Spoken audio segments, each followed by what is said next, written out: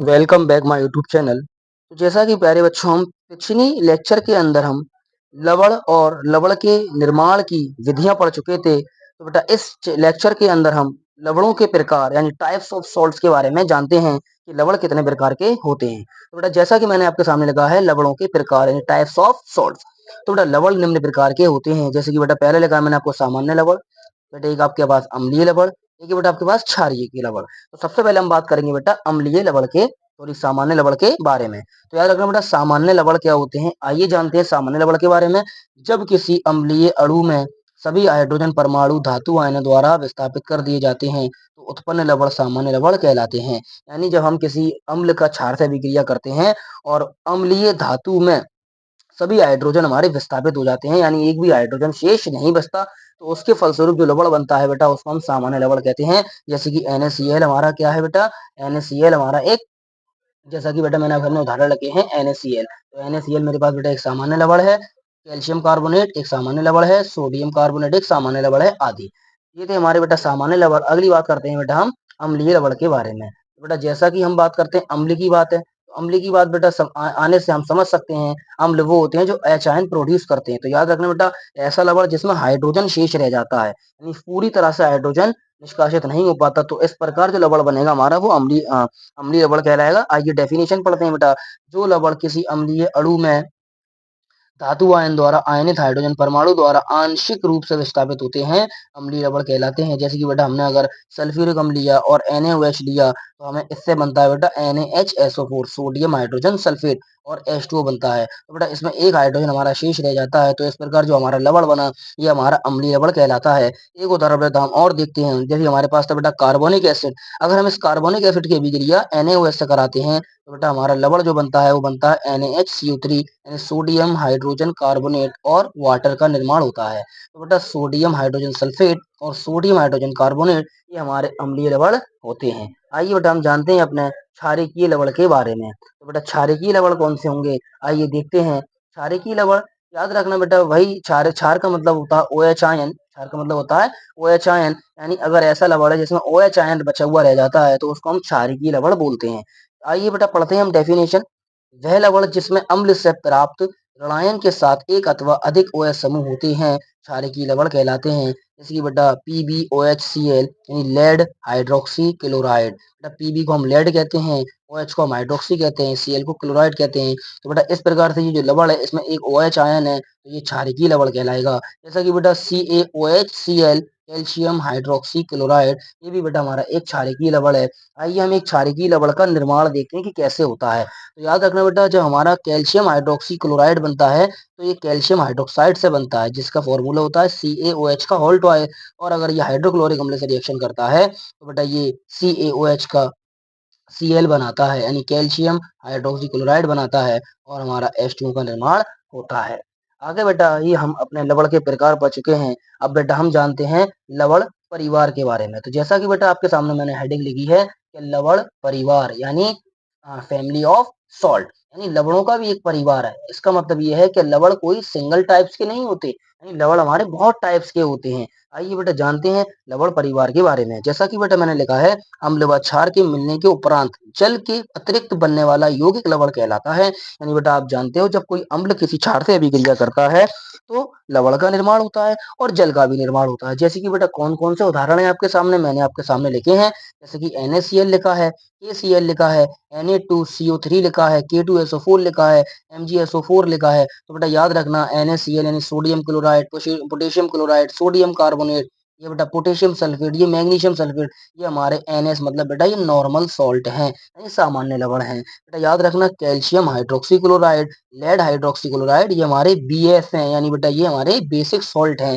Basic salt मतलब क्षारकीय लवण हैं। बेटा NaHCO3, NaHSO4, ये हमारे बेटा AS हैं, यानी बेटा हमारे ये एसिडिक सॉल्ट हैं, यानी अम्लीय लवण हैं। बेटा याद रखना हमारे कुछ ऐसे भी लवण होते हैं ये दो लवण एक लवण का निर्माण कर देते हैं। जैसा कि बेटा मैंने लिखा है पोटेशियम सल्फेट यानी K2SO4 डॉट Al2SO4 का होल थ्राइस, डॉट 24H2O। बेटा इसको हम डबल सॉल्ट कहते हैं, जिसको हम बेटा शॉर्ट फॉर्म में लगा है DS। तो बेटा डबल सॉल्ट याद रखना, जो दो लवणों से मिलकर बना है। तो इसमें बेटा एक तो पोटेशियम सल्फेट है और एक इसमें बेटा एल्यूमिनियम सल्फेट है। बेटा याद रखना, ये मोस्ट इंपोर्टेंट फॉर्मूला है जिसको हम फिटकरी कहते हैं, और फिटकरी के बारे में सब लोग जानते हैं। और बेटा ये एक द्विक लवण है। तो बेटा एग्जाम में आता है कि फिटकरी का रासायनिक सूत्र क्या होता है। तो याद रखना बेटा, potassium sulphate aluminium sulphate dot 24H2O। बेटा ये फिटकरी का सूत्र होता है। तो बेटा ये हम अपने लवण के प्रकार के बारे में भी जान चुके हैं। हमने तीन प्रकार के लवण पढ़े। बेटा हमने एक पढ़ा आपका सामान्य लवण, एक पढ़ा हमने बेटा अम्लीय लवण,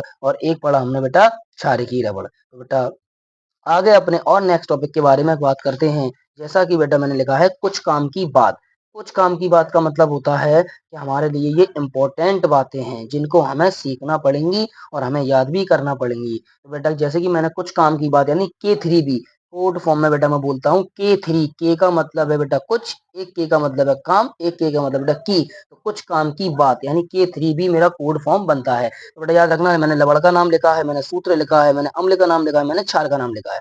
जैसे कि बेटा मेरे सामने बेटा पोटेशियम सल्फेट जिसका फॉर्मूला होता है K2SO4। तो बेटा ये हमारा H2SO4 और KOH के मिलने से बनता है। याद रखना है बेटा कि K2SO4 का निर्माण कैसे होता है, H2SO4 और KOH के मिलने से होता है। अगला है बेटा सोडियम सल्फेट यानी Na2SO4, यानी SO4 आ रहा है तो बेटा याद रखना H2SO4 इन्वॉल्व होगा, और सोडियम आ रहा है तो NaOH इन्वॉल्व होगा। अगला है कैल्शियम सल्फेट। तो बेटा कैल्शियम सल्फेट तो बेटा सल्फेट आ रहा है H2SO4 यूज होगा, और अगर कैल्शियम आ रहा है तो बेटा कैल्शियम का हाइड्रोक्साइड यूज होगा। सोडियम क्लोराइड बेटा तो NaCl है यानी Cl आ रहा है तो HCl यूज होगा, Na आ रहा है तो NaOH यूज होगा। बेटा अमोनियम क्लोराइड है NH4Cl है, Cl है तो HCl यूज होगा, और अमोनियम है तो बेटा अमोनियम का हाइड्रोक्साइड यूज होगा। अगला है मैग्नीशियम सल्फेट यानी MgSO4। बेटा SO4 आ रहा है तो H2SO4 का यूज होगा, मैग्नीशियम आ रहा है तो मैग्नीशियम हाइड्रोक्साइड का यूज होगा। तो बेटा ये हमारी थी कुछ काम की बात। कुछ लवणों के नाम मैंने लिखे थे, उनके कुछ सूत्र लिखे थे, और ये बताया था ये कौन से हम लोग कौन से क्षार के मिलने से बनते हैं। बेटा ये थी हमारी कुछ काम की बात। इसको बेटा हर बच्चा याद कर ले अच्छे से।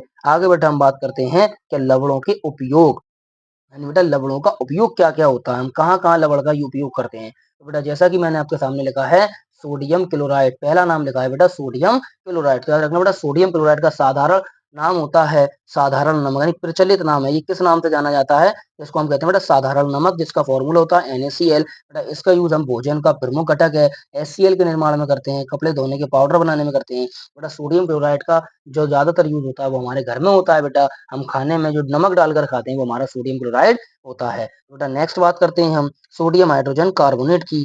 खाने का सोडा बोलते हैं, हमारे बेटा किचन में मिलता है, जिसका फॉर्मूला होता है NaHCO3। जिसका यूज होता है बेटा बेकिंग पाउडर बनाने में, आमाशय की अम्लता दूर करने में।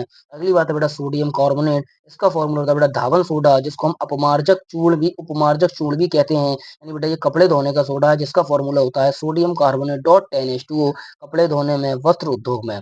आखिरी बेटा हमारा नेक्स्ट बेटा पोटाश एलम, जिसको हम बेटा फिटकरी कहते हैं। फिटकरी का सूत्र मैं आपको बता चुका हूँ K2SO4 Al2SO4 का होल तराए डॉट 24H2O। बेटा इसका यूज होता है बहते हुए रक्त को रोकने में, जल के शुद्धिकरण में। तो बेटा ये थे हमारे कुछ लवण और उनके उपयोग। आइए बेटा एक लास्ट और रह गया है, जिसको हम बोलते हैं बेटा कॉपर सल्फेट। क्या बोलते हैं बेटा, कॉपर सल्फेट। बेटा इसको हम नीला तोता कहते हैं, सब जानते हैं बेटा नीला तोता बहुत फेमस होता है। इसका फॉर्मूला कॉपर सल्फेट 5H2O होता है। इसका बेटा यूज करते हैं कवकनाशी के रूप में, यानी कवकों के मारने में, यानी फंगस के मारने में। बेटा बात करते हैं हम लवणों के पीएच के, लवणों का पीएच कितना होता है। तो बेटा याद रखना, जब एक अम्ल क्षार की समानुपाती मात्रा से क्रिया करता है तो लवण का तथा जल बनता है। यानी बेटा आपको ये पता है कि जब कोई अम्ल क्षार से क्रिया करेगा तो लवण का निर्माण होगा और हमारा जल का भी निर्माण होता है। इस क्रिया को हम उदासीनीकरण कहते हैं कि ये लवण उदासीन होता है। यानी हम बात ये करेंगे कि हमारे लवणों का पीएच क्या होता है। बेटा आज के लिए सिर्फ इतना ही। वीडियो अच्छी लगी हो तो बेटा वीडियो को शेयर कीजिए, चैनल को सब्सक्राइब कीजिए, और वीडियो को लाइक कीजिए, कमेंट्स कीजिए, और वीडियो को ज़्यादा से ज़्यादा शेयर कीजिए।